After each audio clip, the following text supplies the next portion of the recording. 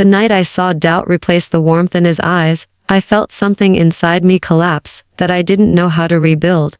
We were sitting at the kitchen table, the same one where we'd shared 1,000 meals, 1,000 quiet evenings, and he looked at me like I was a stranger wearing the face of someone he used to love.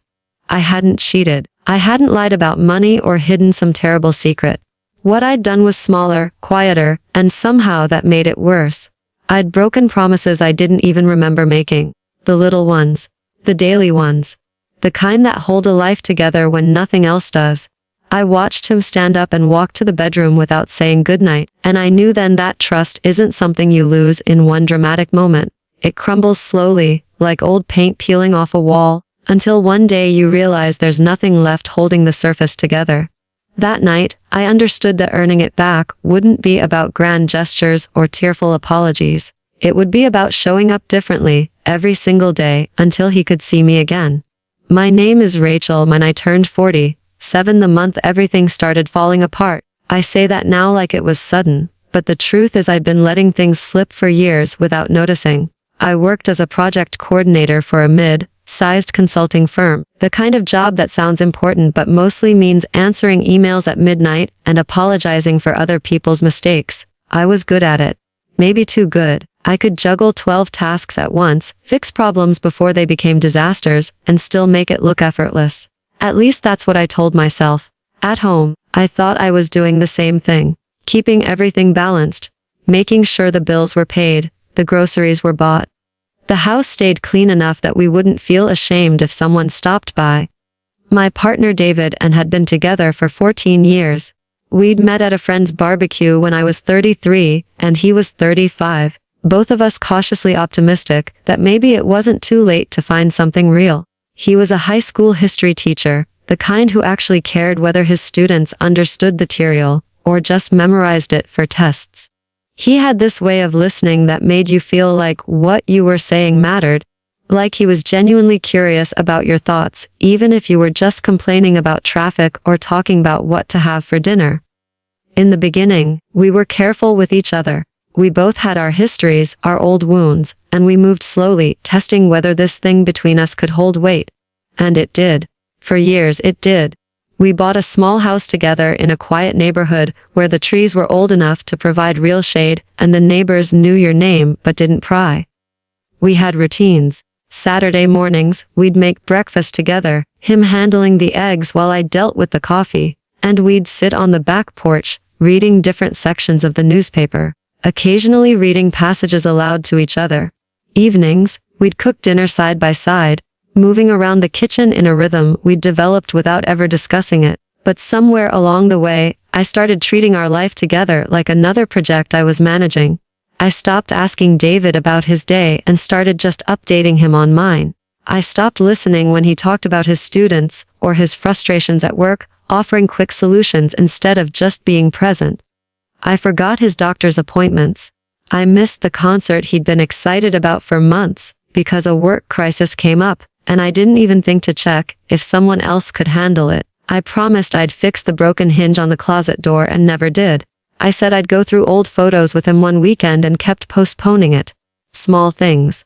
Forgettable things, except they weren't forgettable to him. I remember the exact moment I realized something was deeply wrong. It was a Tuesday evening in late September, and I came home after a particularly brutal day at work. David was in the kitchen making pasta, something simple with garlic and olive oil. I dropped my bag on the counter and started venting about a client who'd changed their requirements for the third time that week. I went on for maybe 10 minutes, pacing around the kitchen, hardly pausing for breath. When I finally stopped and looked at him, he was just standing there with the wooden spoon in his hand, staring at the pot. He didn't say anything. He didn't look angry or upset. He just looked tired, exhausted in a way that had nothing to do with physical fatigue. That's when I noticed how quiet the house had become. Not peaceful quiet, but empty quiet. The kind that makes you realize something important has left the room. I asked him what was wrong, and he set the spoon down carefully, turned off the stove, and said he needed to talk to me. We sat at that kitchen table, and he told me he felt invisible. He said it calmly, without anger, which somehow made it worse. He said he'd been trying to get my attention for months, maybe longer, and I kept looking past him like he was furniture. He told me about the concert I'd missed, how he'd sat there alone surrounded by couples and felt foolish. He told me about the morning he'd mentioned his mother wasn't doing well, and I'd said something distracted and checked my phone.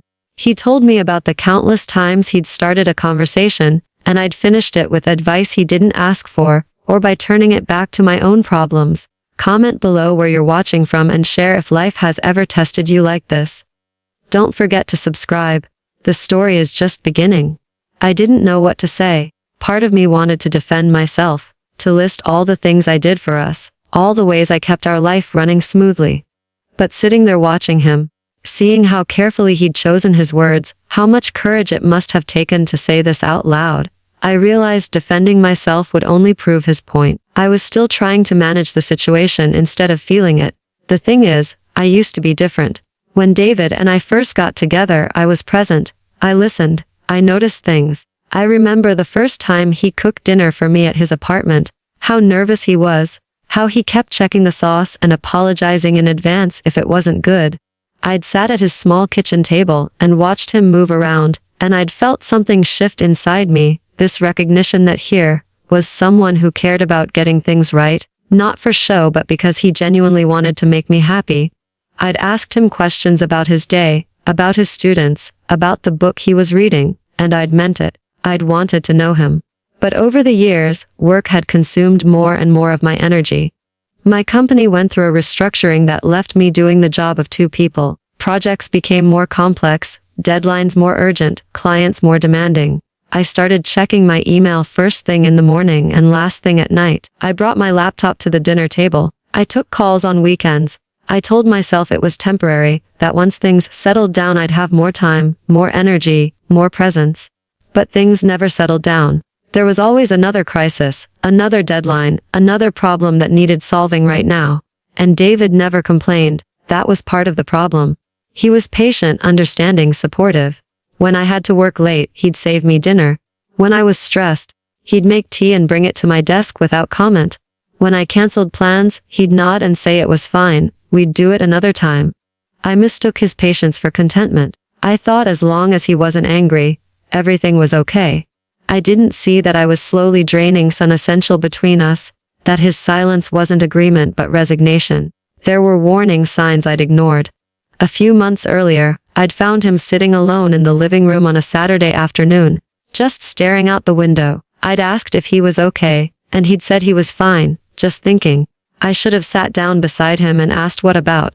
Instead, I'd nodded and gone back to answering work emails. Another time, he'd suggested we take a weekend trip, just the two of us, no agenda, no schedule. I'd loved the idea, but said we should wait until after my big presentation in 3 weeks. Those 3 weeks turned into 2 months, and we never took the trip. He stopped suggesting things after that. The night of that conversation at the kitchen table, after he'd told me how invisible he felt, I'd wanted to fix it immediately. I'd apologized, promised to do better, started listing all the changes I'd make. He just looked at me with this sad, knowing expression, and said that's exactly what he meant. I was already trying to solve it like a work problem, making plans and promises without actually hearing what he was saying. He wasn't asking for a project plan. He was asking me to see him again. The weeks that followed were the hardest of my life. David didn't leave, didn't threaten to leave, but something between us had shifted. There was a distance now that I could feel every time I walked into a room where he was. He was polite, functional, but the warmth was gone.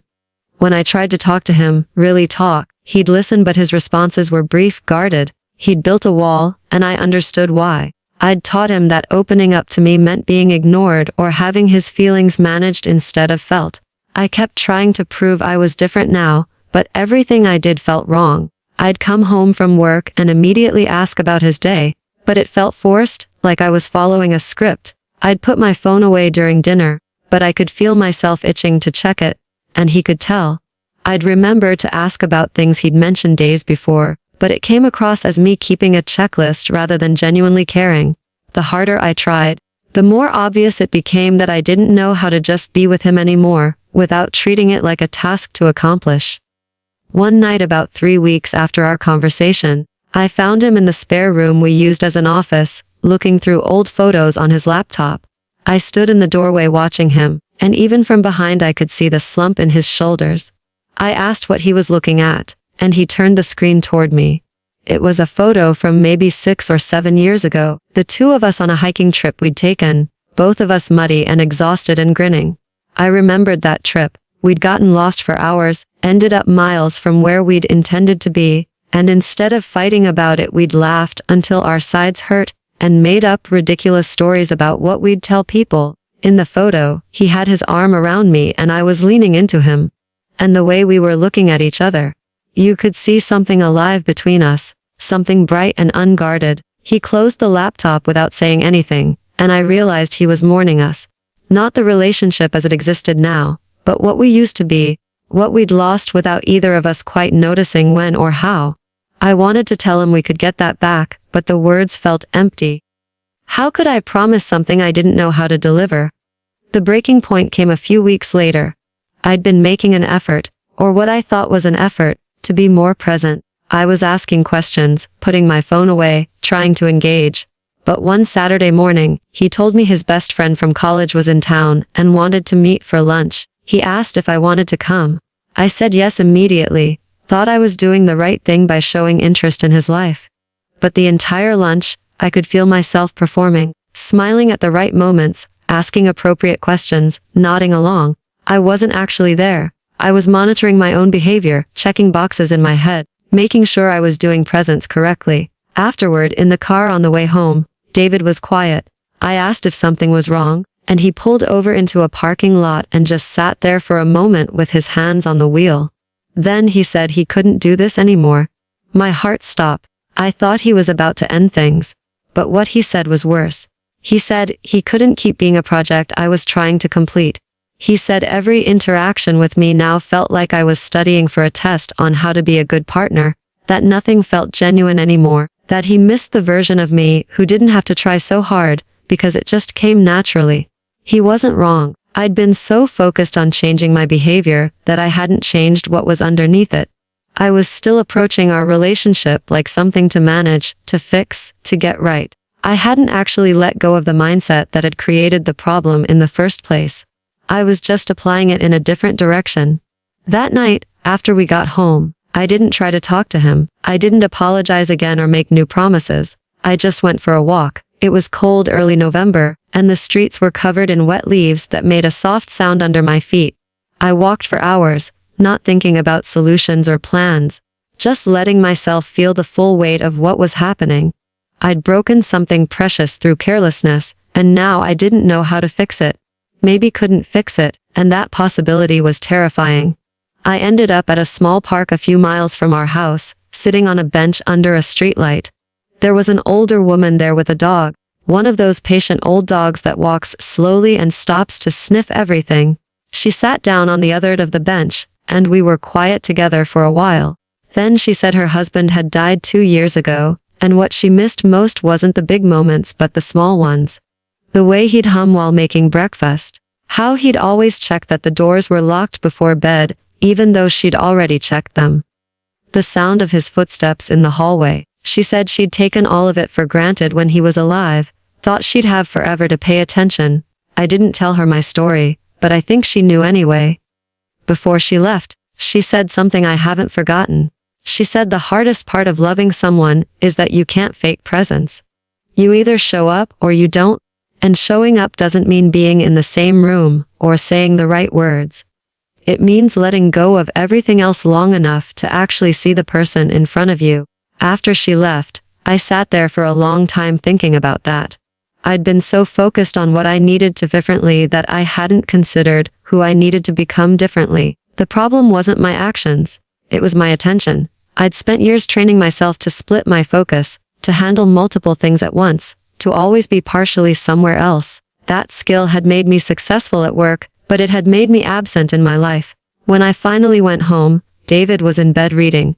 I didn't get in bed or try to talk. I just stood in the doorway and watched him for a minute, really looked at him. The way he held the book, the crease between his eyebrows when he concentrated, the reading glasses he only wore at night. I'd seen him like this thousands of times, but I couldn't remember the last time I'd actually looked actually taken in the details of who he was instead of just registering his presence. He glanced up and our eyes met. I didn't say anything. I just stood there, and after a moment he went back to his book, but something in his posture softened slightly. It was the smallest shift, barely noticeable, but I felt it. That was the beginning. The change didn't happen quickly, and it wasn't dramatic. There was no single moment where everything suddenly became okay again. Instead, it was built through hundreds of small moments over many months, each one requiring me to choose presence over productivity, connection over efficiency. I started by making one simple rule for myself. When I was with David, I was only with David. Not partially, not mostly, but completely. If I was sitting with him in the evening, my phone stayed in another room.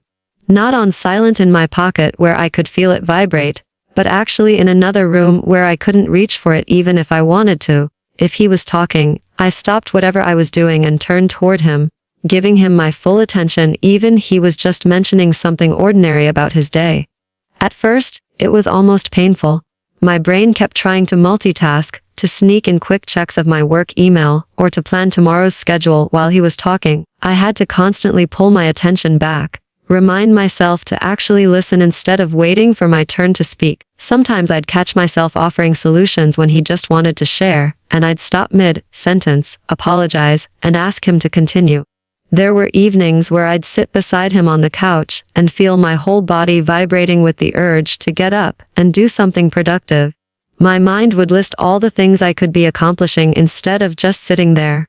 But I stayed. I learned to tolerate that discomfort, to let tasks remain undone, to accept that sometimes the most important thing I could do was nothing at all except be present.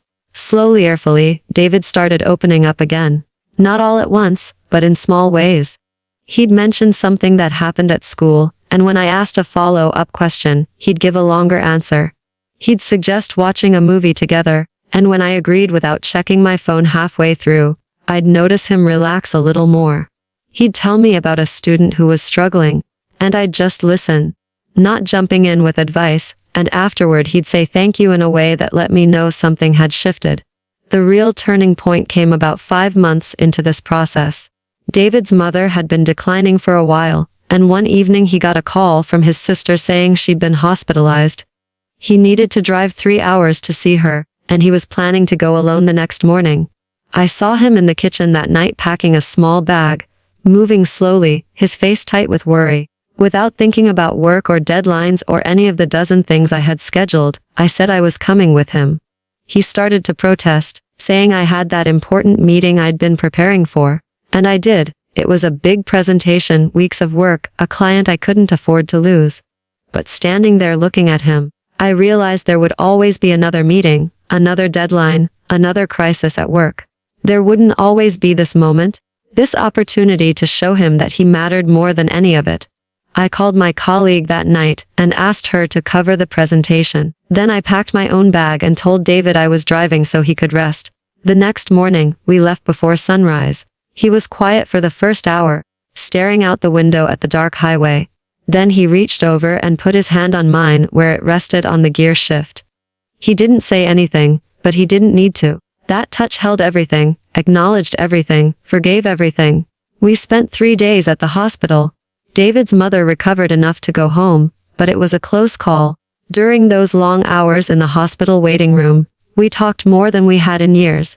Not about our relationship, or what had gone wrong, but about everything else. His memories of growing up, stories about his mother I'd never heard, his fears about getting older, about losing people, about what mattered in life. And I just listened, really listened, held space for his worry and his grief without trying to fix any of it. On the drive home, he told me something I'll never forget. He said he'd been so scared he'd lost me permanently, that the person I'd become was who I was now and the woman he'd fallen in love with was just gone. But over the past few months, and especially during these 3 days, he'd started seeing glimpses of her again. Not the exact same person because we'd both changed, but someone recognizable. Someone present, someone who saw him. That was 2 years ago. David and I are still together, still in the same house with the old trees and quiet neighbors. But everything feels different now in ways that are hard to explain to people who haven't been through something like this. The structure of our life looks mostly the same from the outside. We still work our same jobs, still do our Saturday morning breakfast ritual, still cook dinner side by side, but the quality of it all has changed. There's a depth to our ordinary moments now that I'd lost somewhere along the way. I still work hard. I'm still good at my job, but I learned to set boundaries I'd never considered before. I don't check email after 7 in the evening. I don't take calls on weekends unless it's truly urgent. I learned to say no to projects that would consume me, even when saying no felt uncomfortable. I realized my company would survive without me being available 24 hours a day, and surprisingly, I became more effective during the hours I did work because I wasn't running on fumes all the time. With David, I practice presence like it's a skill I'm always learning, because it is. Some days are easier than others. Some days I still catch myself starting to drift, to split my attention, to manage instead of feel. But now I notice it happening. I can feel when I'm only partially there, and I can choose to come back. And David notices too. He'll catch my eye when I'm slipping away, and that's enough to remind me. We took that weekend trip he'd suggested years ago. Actually, we've taken several. We go places without detailed plans, without schedules, without treating it like an item to check off a list. We explore, get lost sometimes, and laugh about it. Last spring, we hiked the same trail where that old photo was taken, the one I'd seen on his laptop that night. This time, I was actually there. I noticed the way sunlight filtered through the trees, the sound of the creek we walked beside, the feeling of his hand in mine. We took a new photo at the same spot. We're older now, grayer, more tired around the eyes. But there's something in that picture that was missing before, a quality of connection that you can see if you look closely enough. His mother passed away 8 months ago. I was there with him, through all of it. Not because I felt obligated, but because there was nowhere else I wanted to be. I held his hand at the funeral. I sat with him during the long, quiet evenings afterward when grief would hit him in waves. I listened to his stories about her, looked through old photos, helped him sort through her belongings. And through all of it, I was just present. That was all he needed, all any of us really need, someone willing to show up and stay. I think about trust differently now. Before, I thought trust was about not lying, not betraying someone in obvious ways. But I learned that trust is also about being reliable in the smallest, most consistent ways.